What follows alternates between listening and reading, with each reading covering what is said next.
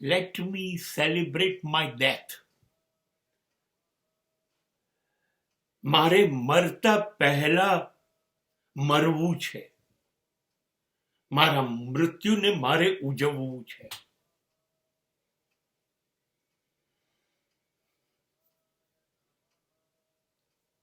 એક જ રસ્તો છે. મારી 5 ઇન્દ્રિયો, આંખ, કાન, જીભ, મન મારા કાબુમાં રહે અને મારી 5 વૃત્તિઓ, કામ, ક્રોધ, મદ, મોહ, લોભ એ મારા કાબુમાં રહે. હું એનું ગુલામ ના છું. એ જેમ દોડાવે એમ દોડું નહીં.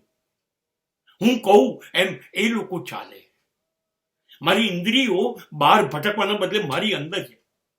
મારી વૃત્તિઓ મને રખડાવે નહીં, સ્થિર થાય.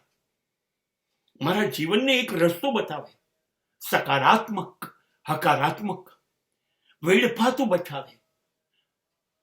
મને દોડાવી નહીં, મારી વૃત્તિઓ ભટકાવી નહીં.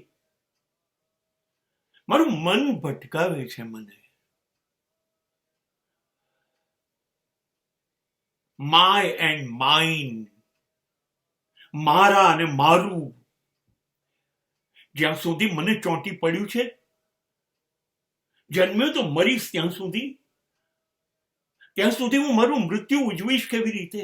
મને ખબર છે હું ખાલી હાથે આવેલો અને હવે હું જાઉં છું ખાલી હાથે. મને અગ્નિ સંસ્કાર કરીને તમે રાખ બનાવી દો ને કોઈ ડબ્બીમાં ભરી અને ગંગામાં વહાવી દો, કે પછી મને દફન કરી દો કબરની અંદર. નથી મારું શરીર મારી સાથે આવવાનું, જેને મેં આટલો બધો પ્રેમ કર્યો આખી જિંદગી.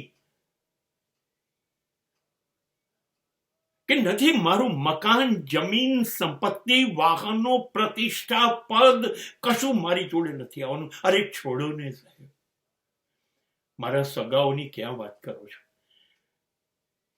ના મા બાપ, પત્ની, સંતાનો, મિત્રો કોઈ નથી આવવાના. મારી પત્ની તો દરવાજા સુધી આવશે, મારી લાશ લઈ જશે ત્યારે. સ્મશાન સુધી આવી પણ નહીં શકે. અને મારા બાળકો મને સ્મશાનમાં લઈ જઈ અને ચિતા ઉપર મૂકશે અને ભડભડ બળતી ચિતામાં હું બળતો હોઈશ, કાં તો દફન થતો હોઈશ.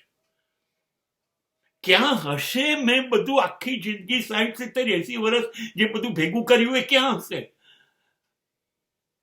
શું લઈ જઈશું? અને એના માટે મેં મારા 70, 80 વર્ષ વેડફી કાઢ્યા અને મને કશું મારી પાસે નહીં. બધું અહીં મૂકી દેવાનું. Nothing is mine and nobody is mine.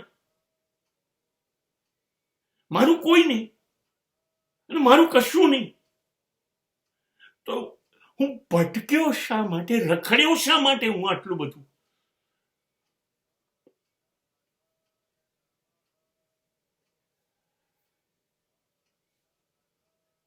આ બધું ભેગું કરવા માટે જે કર્મો મેં ભેગા કર્યા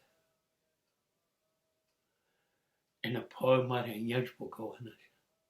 અને કાં તો વારંવાર આવી રીતે જન્મવાનું છે અને વારંવાર આવી રીતે મૃત્યુ પામવાનું છે.